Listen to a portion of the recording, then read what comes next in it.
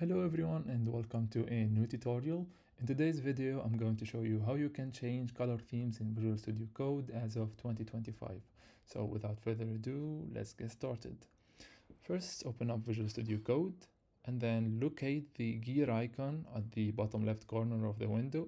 Click on it and the settings menu will open up. Next select the themes, color theme. This will bring up the theme selection interface. And next, through this list, you can use the arrow keys to scroll and navigate through the list. As you highlight each theme, VS Code will preview it in real time. So you just have to select the theme that you'd like.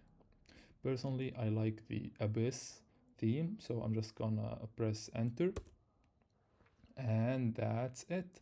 You have managed to successfully customize your Visual Studio Code by changing its color theme. If you have liked the video, please be sure to drop a like or a comment and subscribe to our channel for more tutorials, and see you on the next video.